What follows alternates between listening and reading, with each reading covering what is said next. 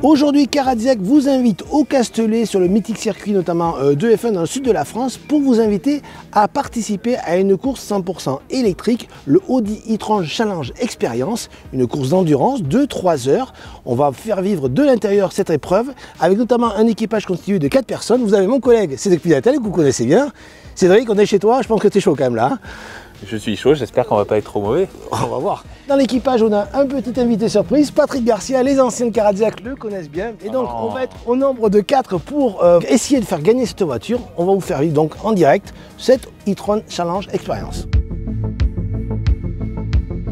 Depuis toujours, le sport fait partie de l'ADN d'Audi. Le constructeur aux anneaux s'est ainsi illustré dans de très nombreuses disciplines, que ce soit le championnat du monde d'endurance, celui des rallyes ou plus récemment des rallye raids.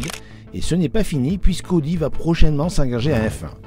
Pour le client, cette vocation se traduit par la commercialisation de modèles sportifs regroupés sous le blason RS, dans lequel on trouve notamment les RS3, RS4, RS5, RS6, RS7 et bien évidemment la R8. Électrification oblige, les modèles zéro émission ont également droit à leur déclinaison survoltée et celle-ci se nomme en particulier RS e-tron GT et c'est donc au volant de cette berline forte de 650 chevaux et cousine de la Porsche Taycan que nous allons participer à la première édition de l'e-tron Endurance Experience. Le but de cette course longue de 3 heures est de parcourir le maximum de tours sans recharger et sans changer de pièce, ce qui serait synonyme de pénalité.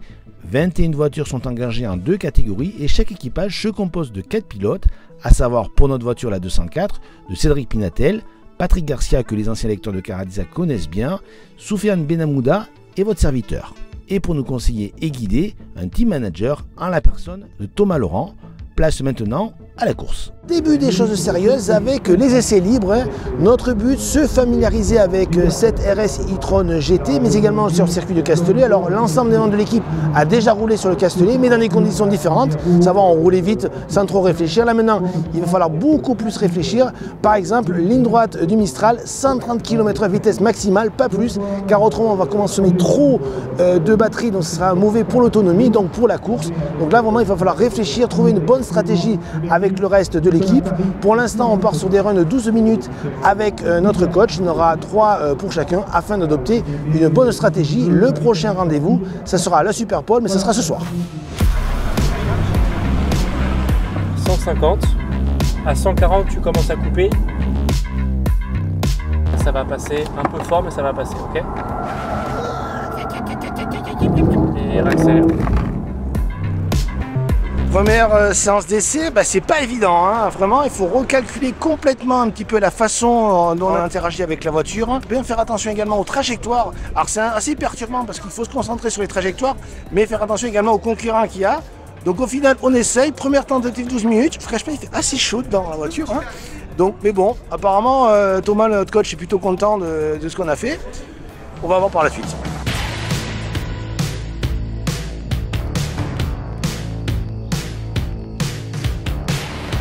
C'est vertigineux et pourtant on roule pas vite. Mais en fait, de trouver le bon mix entre chrono et consommation à 32 kWh au 100, on se demande si c'est pas le rythme qu'il faudrait. Donc on va voir. Là, il fait des essais, là, le pilote. Ma première impression, c'est qu'on te file un jouet et qu'on t'interdit de jouer avec. C'est une torture pour les enfants et c'est une torture pour les adultes. Prochaine étape, donc c'est la Superpole, là on est en train de réfléchir pour savoir qui va la faire. Parce qu'il y a un temps à faire, se rapprocher au maximum de 2 minutes et 10 centièmes. Ouais, c'est ça. Sans avoir d'indication sur Sans le avoir chrono d'indication. en temps réel. Si on est en trop rapide, on aura des pénalités. Si on n'est pas assez rapide, on a des pénalités. C'est pour déterminer la grille de départ. Donc voilà, on a décidé avec notre coach, il est là, Thomas. C'est moi qui vais faire donc la Superpole. Donc qui dit Superpole, la Superpole, bon, on s'en fout, il n'y a pas trop de pression. Hein. Mais surtout celui qui fait la Superpole fait le départ demain. Et donc là, ça va être peut-être plus coton quand même. C'est là que Max Verstappen voilà, de Caradiac.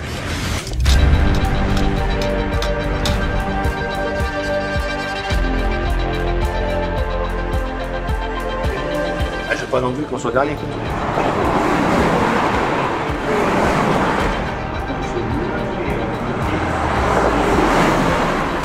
Donc les 5 suivantes seraient celui 197 dans le premier tour de 14, 933 dans le deuxième, une moyenne donc de 2,13 400.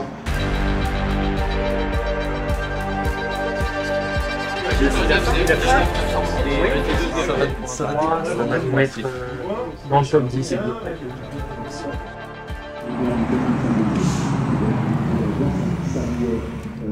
De pouvoir encadrer.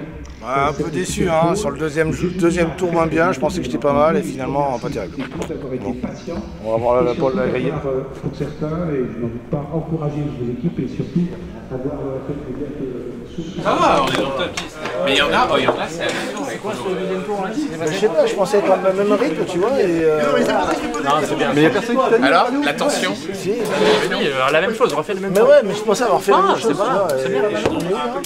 On est dans le top 10. On est là, mais ça veut rien dire, c'est pas le classement définitif. Ouais, On est 12 ou 13. Non mais attends, regarde, attends, il y a des trucs sur à 21. 21.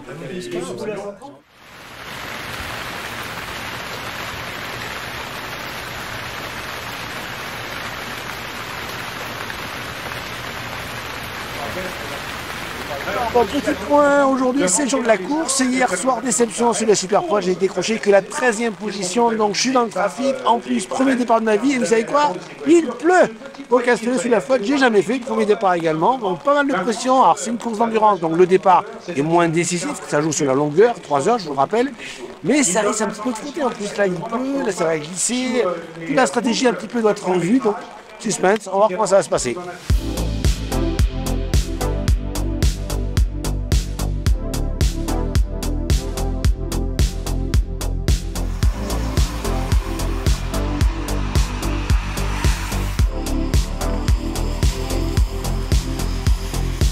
Olivier, ton tour est dans 2,15, c'est bien, c'est le même tour que le leader. C'est bien ce que tu fais, tu continues comme ça. La piste est mouillée, donc on va voir si ça change par rapport au sec. On va voir. Allez, Olivier qui est là. C'est chaud hein, parce que la pluie et la température elle fait que 9 degrés. Change complètement les repères par rapport à hier, notamment au niveau de la conduite. Principalement parce que la route est glissante, la piste est glissante, donc le SPS intervient plus, donc forcément les stratégies de trajectoire qu'on avait choisies hier tombent un petit peu à l'eau, on met plus de freins, on fait moins de régénération, notre consommation est plus importante, liée également à la température sur la piste, donc il va falloir on va dire aplanir tout ça. Pour l'instant c'est juste le premier relais, hein, donc il va falloir finir, il faut espérer que la pluie cesse, ça a un peu l'air de s'éclaircir pour que la piste sèche.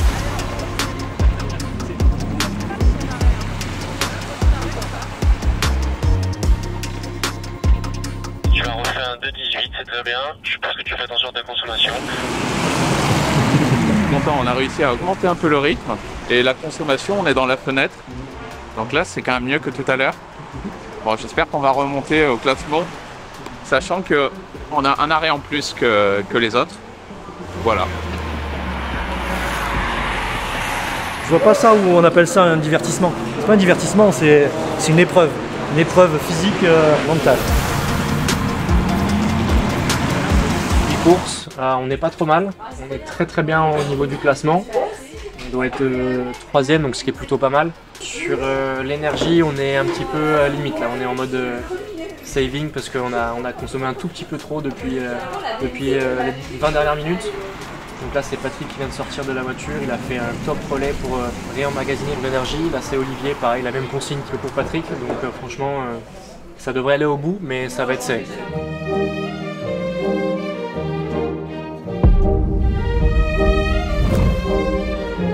Franchement, c'est prenant. Hein. C'est prenant parce que là, je sais que c'est moi qui vais tomber en panne si on tombe en panne, évidemment. Mais le coach a dit que non. Et 2 tonnes 4, je pousse pas. Non. Ouais. On vise le podium là, toujours. Mais vous portiez ça ou pas va être chaud quoi. On va voir. Ah, je sais pas. Stratégie.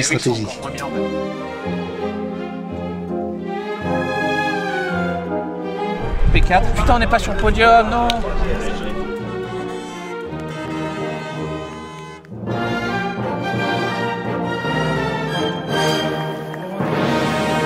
Ah voilà, ça y est, c'est fini. Comme vous pouvez le voir, on a quitté nos combinaisons après 3 heures de course. Verdict, petite déception, on termine 4e dans le milieu, on appelle ça la place du con, je crois. Donc, Cédric, quand même, tes impressions? Alors, on a quand même réussi à rentrer dans le challenge de l'événement.